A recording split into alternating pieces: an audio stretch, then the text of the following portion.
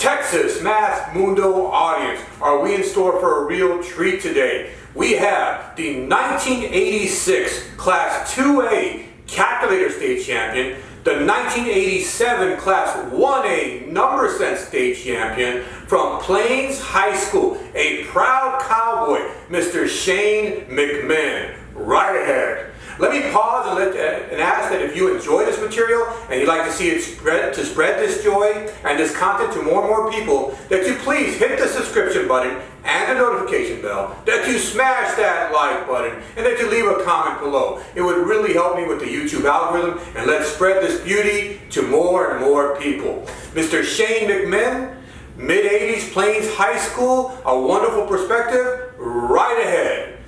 My name is Saul Cantu, and this is Texas Math Mundo.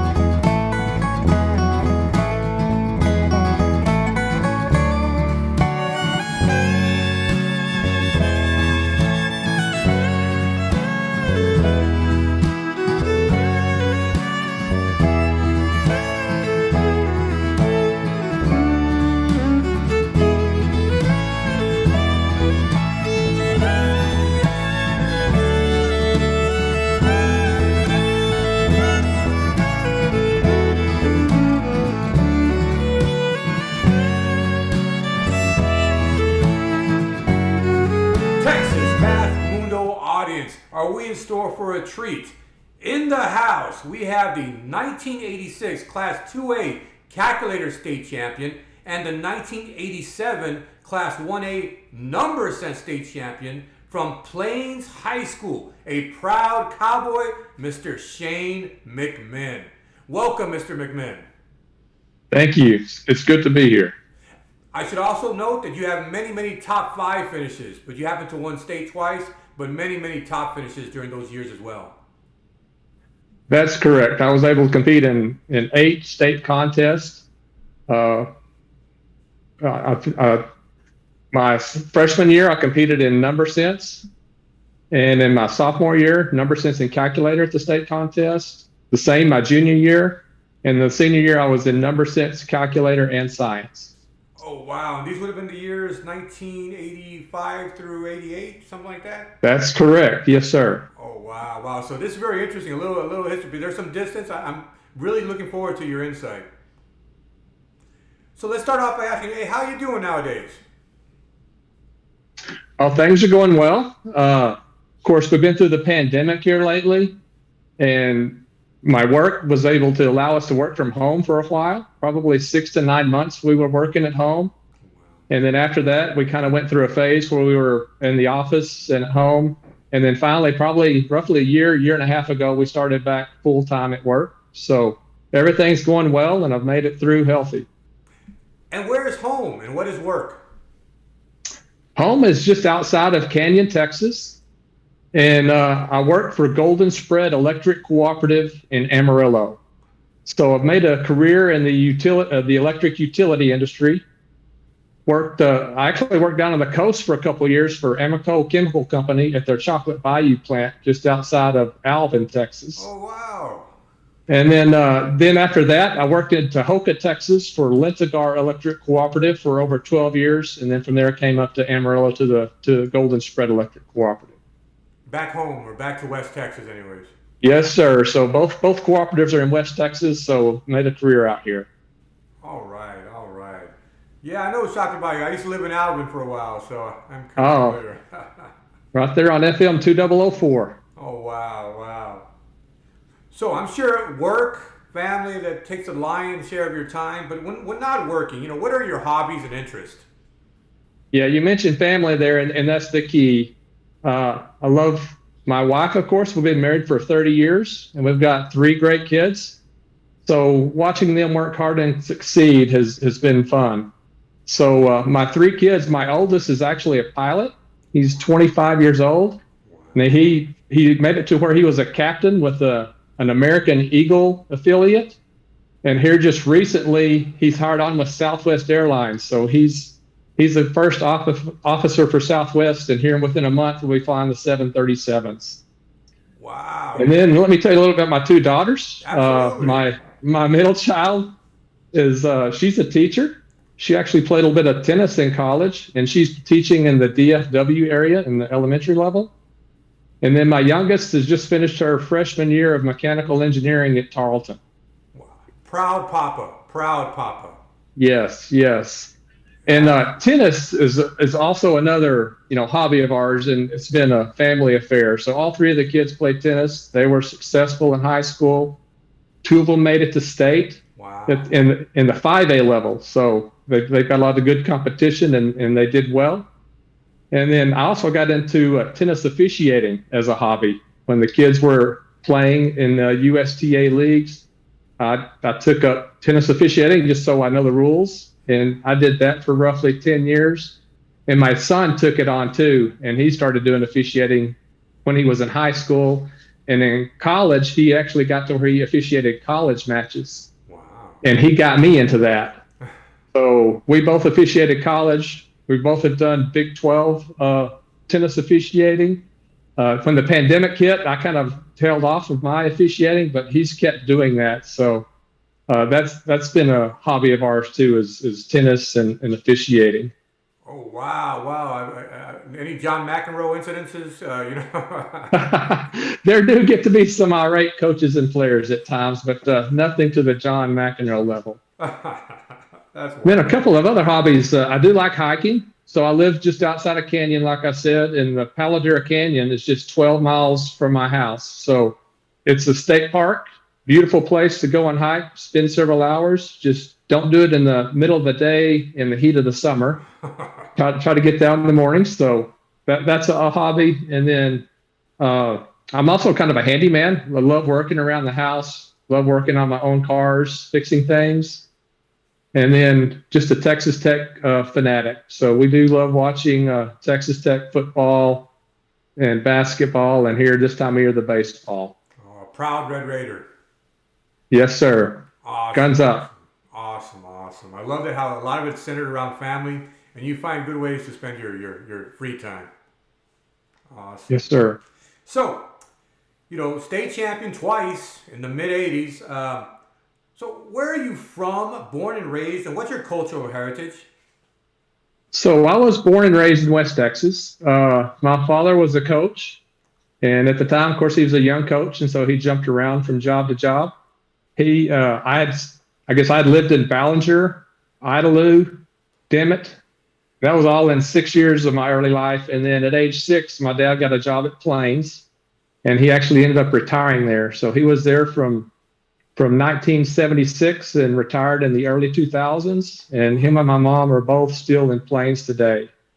Wow, wow. So Plains is really home to a large degree. It is. Wow. So when did you realize that you had a talent for mathematics? Well, my earliest memory is first grade and doing the flashcards competition, just going around the room, competing against other students in flashcards. And I'd always made good grades in math, but really didn't get Plains didn't have any math UIL competitions for the first to the sixth grade. So just math classes and just kind of, around the room competitions is my earliest memory. And what was your introduction to competitive mathematics? So that would have been seventh grade, and it would have been number sense. So my seventh grade math teacher, Sue Alexander, uh, after math class, she would bring me up and ask me to, introduce me to number sense and ask me to try it. And I did and fell in love with it in the seventh grade. Wow, Miss Sue Alexander, a good shout out. Yes, sir. So I was going to say, who inspired you, shaped your value system growing up? So I would actually, my parents did, both loving parents. My dad had a hard work ethic, and I think I kind of took that on. They raised us in the church, and that definitely had an influence on my upbringing. And then from there, other teachers and coaches that I had there at Plains. Oh, all right, all right. You want to make any shout out any names?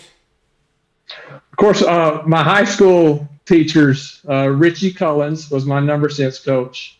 And when I started with him as a freshman, he really lit a fire under me and got me going. And I really appreciated Richie's help.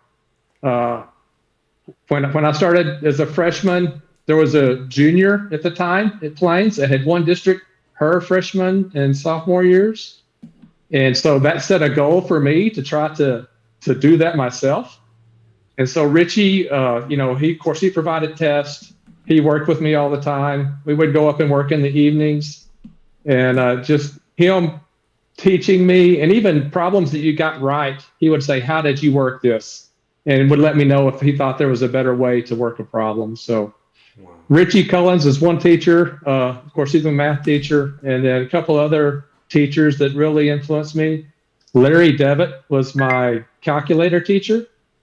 And he was an extremely good math teacher, especially at the upper levels. And on calculator, of course, he helped with the stated problems and the geometry problems, working through those when you didn't know how to. And Larry did a great job. When I was a senior, we had students that placed first, second, and third at state, and this was before the team competition. Oh. So we were 1, 2, 3 individually under Larry Devitt. He was a great calculator coach. And then the last teacher I had that was a good influence was Mackie McWhorter, and he was the science teacher there at Plains. He would do biology and chemistry, real high-level teacher. Learned a lot from Mr. McWhorter, and that's how I ended up doing well as a senior and placing at state in the science competition. Hey, I really like how you're doing this shout out, man, because these guys have an influence on you, and so it's nice to recognize and respect. So I'm hearing Sue Alexander, Richie Cullens, Larry Devitt, and Mackie McWhorter. Yes, sir. Those four were very influential in my education and my success. Awesome. Great shout out to them. I do want to ask about the mid-'80s, 86, 87, and Plains High School. What was Plains High School like in those days? What do you remember about those years? So Plains, of course, is a small school. There were 26 kids in my graduating class. Roughly 130 kids in high school, and that's why we bounced between 2 and 1A. That's about where the line was at the time. So, the kids all know each other.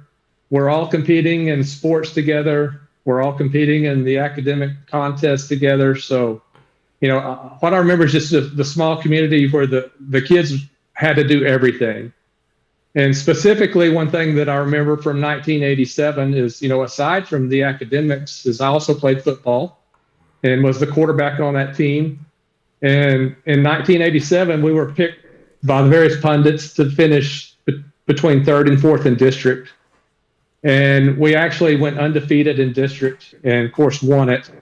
And our overall record that year was 10-2. We made it to the second round of the playoffs. Wow. And in the second round at regional, we got beat by Wheeler by 9 points. And Wheeler went on to win state that year.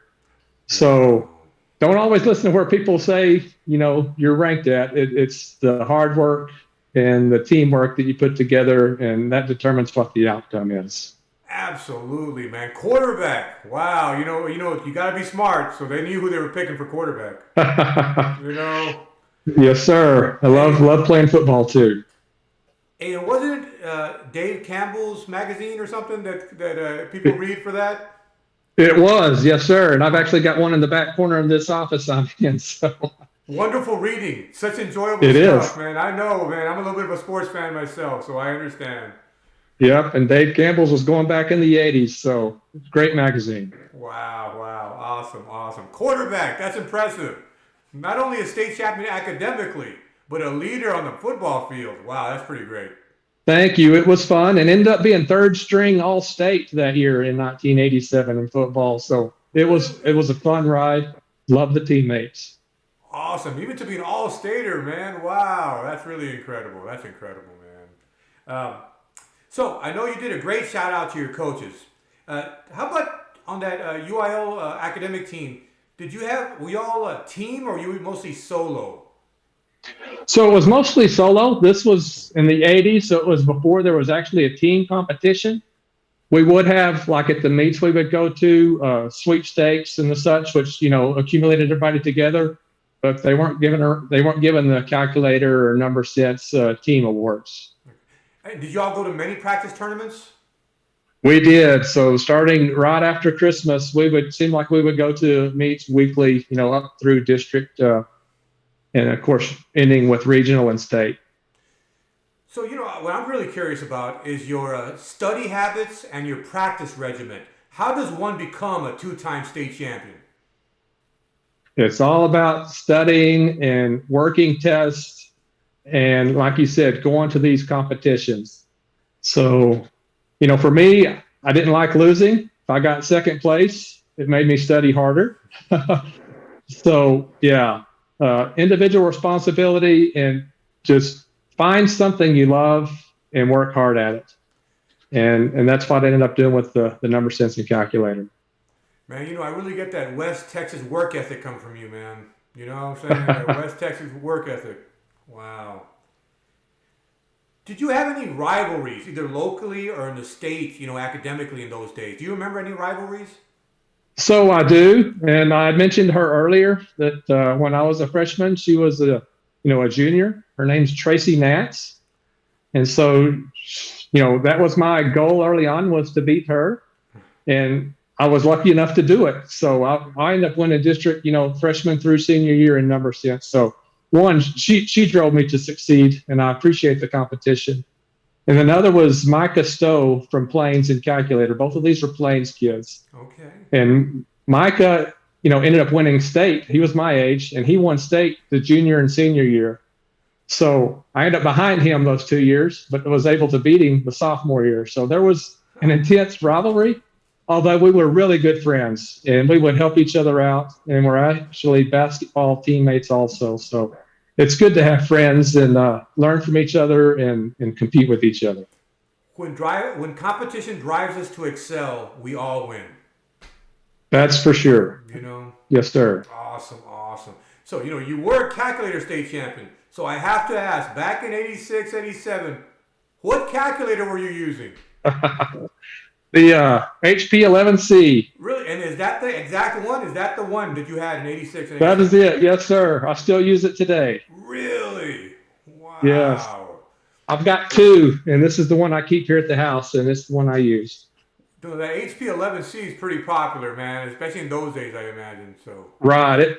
That was the go-to back then, and it seems like in the early 90s, they started going to different versions, the vertical style, the TIs, but that was the go-to back in the mid-'80s. Oh, wow. Hey, so what is your most memorable moment or moments from those years? Was it the state meet and having the gold medal hung around your neck? That's a good memory, but probably the most memorable is just the week in and week out competitions. So, playing basketball on Friday nights, having to be out late, and then on Saturday mornings at, 4 or 5 o'clock, loading the bus to go to competitions. That was a great time, and loved doing that. When you're young and full of beans, you can do all that, man. That's a lot of work. Yeah. Wow. That would be tough today. So, number one in the state of Texas, that's saying something. That's really special. That's why I have you here. How does it feel to be a state champion? That is hard to describe. There's many words you have to put together. happy, joy. It's euphoric. And actually, when you're done, it's relief that you've reached your goal, and it's kind of a mission accomplished type moment for sure. Must be so satisfying. It is very, yes, it's very fulfilling and rewarding. Wow, wow. So where do you keep those gold medals? Those are special. They are, and so all of my district, regional, and state medals are in the shadow box that was made by a shop teacher there in Plains. And I think I've got it here behind me. Oh, Not sure if that's going yeah. to come in well. I've sent you a picture of that also, but they're all there in the shadow box. And I keep it actually hung in my garage. I've got a shop, and I've got that hanging there, and actually a football picture hanging there together. So do the kids ever ask you about them? They have before, yes. And then my coach, Larry Devitt, I think the coaches get a plaque when they're a state champion.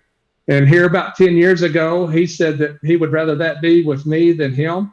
So he mailed me the coach's state champion plaque that had my name on it. And I'd given him a picture back from, the sophomore year when I won it.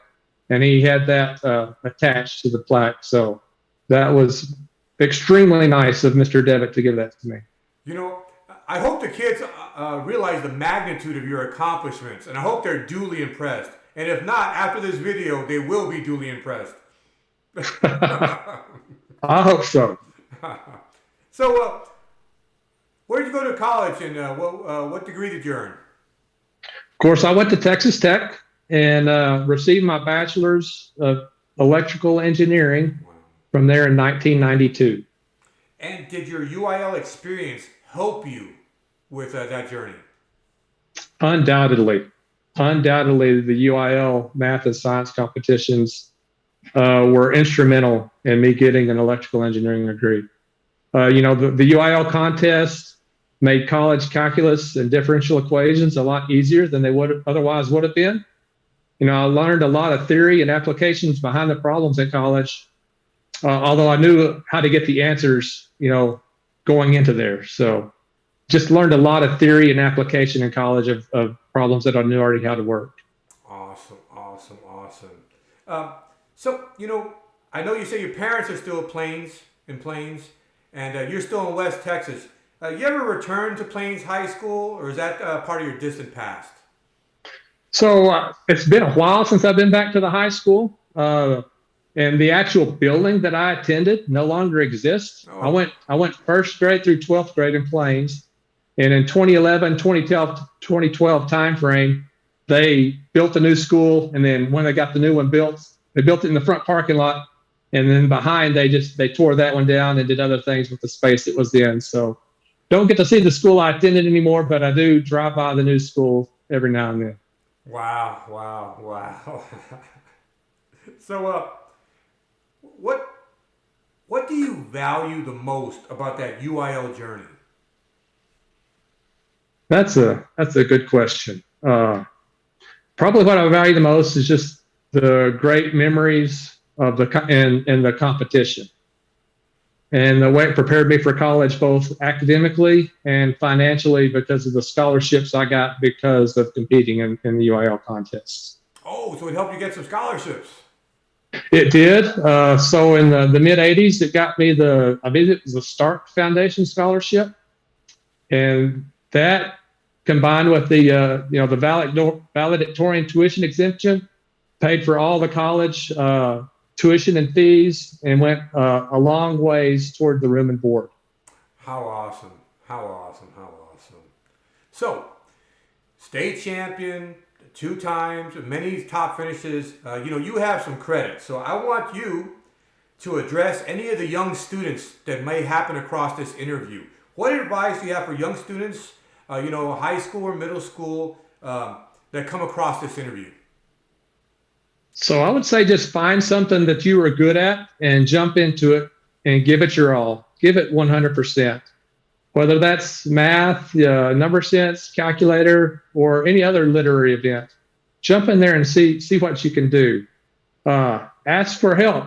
If you don't know how to do it, ask your fellow students, ask your teacher, And I guess nowadays you can go online and find some learning aids. So don't be afraid to ask for help. And then again, I would say compete in as many competitions as you can, because that's where you truly get better, is at the competitions.